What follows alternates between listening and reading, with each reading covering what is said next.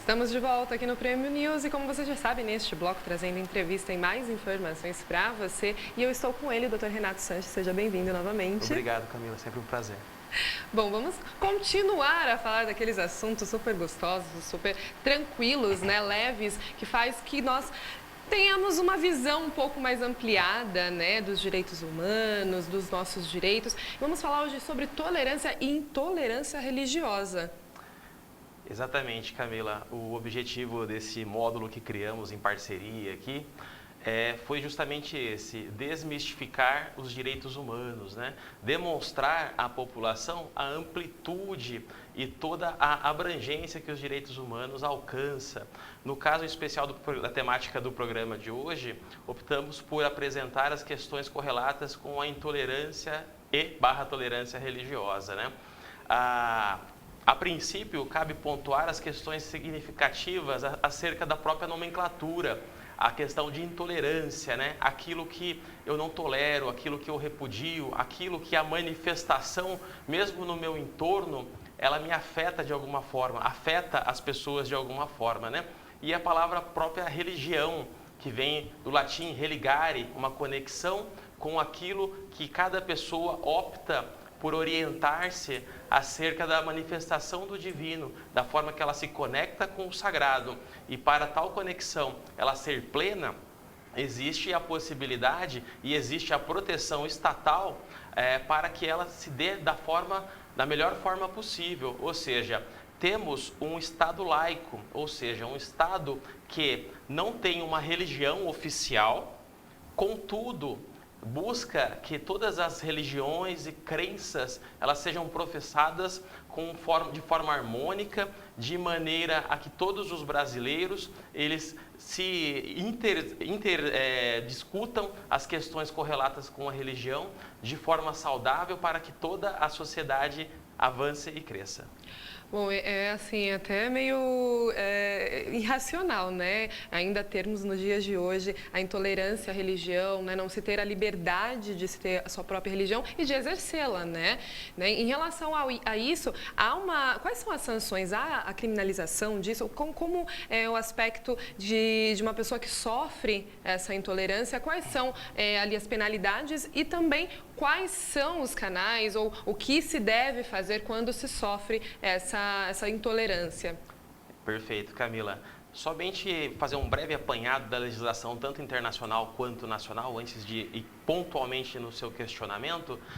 Temos como toda a origem dos direitos humanos, no seu cenário pós-moderno, correlatos com a Declaração Universal dos Direitos Humanos de 1948, onde no seu artigo 18 ali expressa de maneira clara que a liberdade de religião, a liberdade de professar uma crença, ela deve ser respeitada por todos, inclusive promovidos debates e articulação legislativa pelos estados que são signatários, ou seja, que acolhem essa declaração no seu ordenamento jurídico, né? Posterior a isso, no ano de 81, houve também a declaração de eliminação de todos os eliminação de todas as formas de discriminação no cenário religioso também.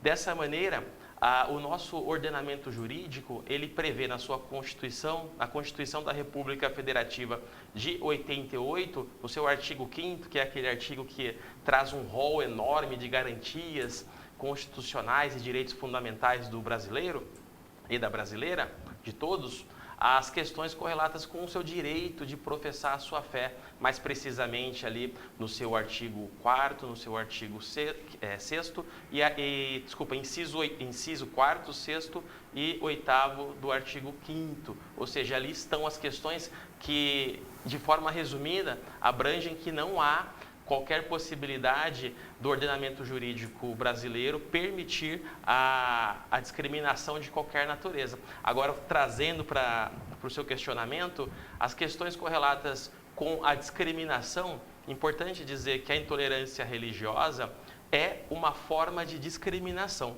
é uma forma de colocar a crença do outro num patamar inferior, de modo que coloco a minha num patamar superior. Diante disso, diante da edição da Lei 7716, essa lei, ali conhecida como a lei do racismo, ela também trata das questões inerentes à própria discriminação religiosa também. Ali no seu artigo 20, há a previsão de que a discriminação por natureza religiosa também tem-se a penalidade a multa e sanção e também pena de uma reclusão de 1 a 3 anos.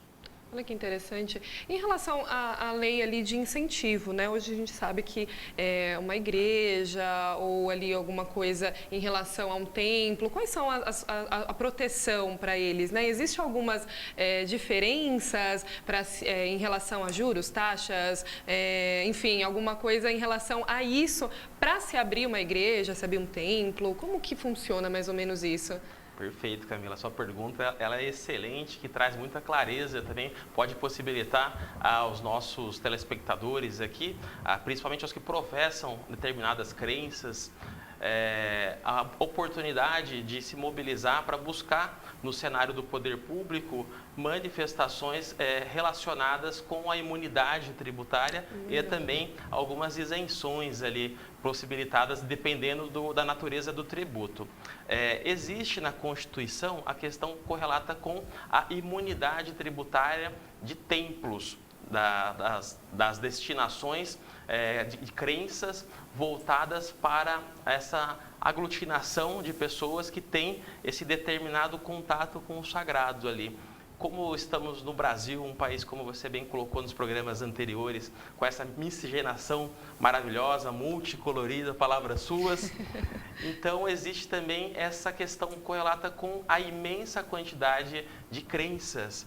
Então, um formato para possibilitar que esse direito seja alcançado de maneira mais objetiva seria inicialmente aquele templo religioso, aquele formato de crença, buscar se organizar. Se já existem mobilizações como um apanhado, uma grande assembleia ou mesmo federações específicas, vincular-se formalmente, criar o seu regimento interno por meio dos seus estatutos sociais e assim tecer os requerimentos ao poder público para que ele alcance a imunidade tributária e, em alguns cenários também, alguma isenção correlata com o próprio IPTU, como foi uma questão debatida no próprio município de Osasco há poucos meses. Olha que interessante.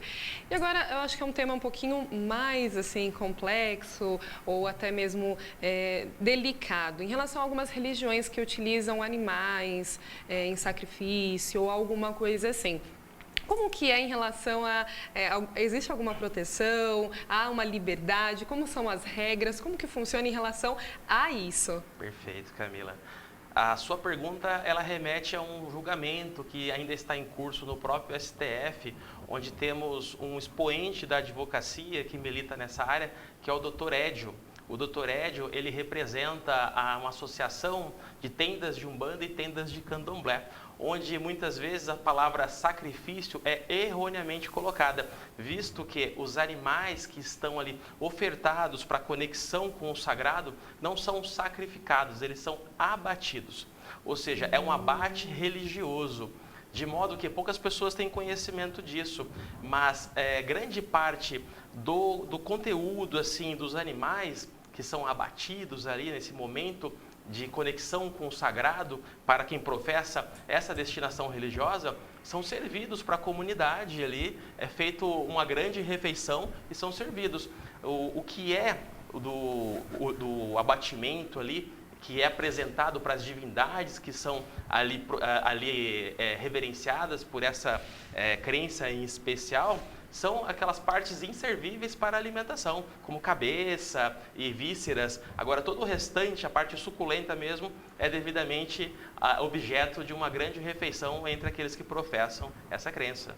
Então, há uma proteção, sim, há ali uma liberdade, né, digamos, de uma expressão, de realmente fazer o seu culto, mas existem regras também, né? Ali tudo é protegido, tem os direitos e os deveres. Sim, exatamente, né? Assim como todos os pormenores do nosso direito, não existe um direito que ele seja pleno de exercício. Todo direito, em algum momento, ele pode se chocar.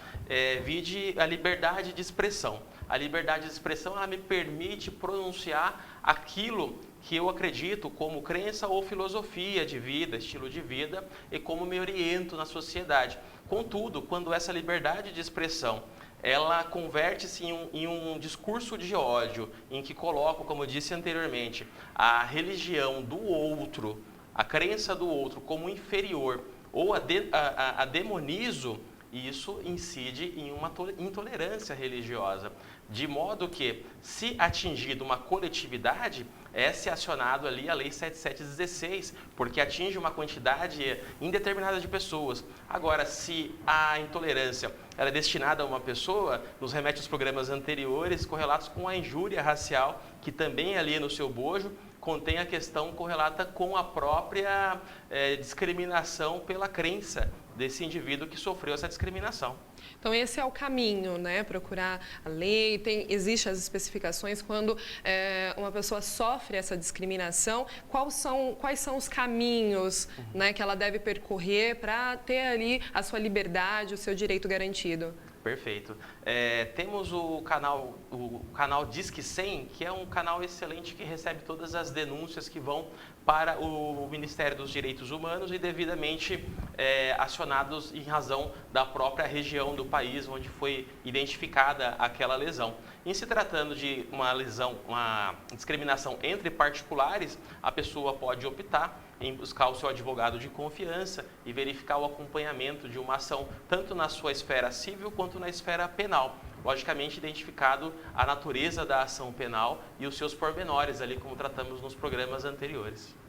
Bom, doutor, muito obrigado mais uma vez, sempre esclarecendo de forma leve, de forma bem simples para que possamos entender e ter mais conhecimento aí sempre. Muito obrigado pela presença. Sempre um prazer. Bom, para o News ficar por aqui, eu agradeço muito a sua atenção. Eu espero você na próxima edição, então até lá.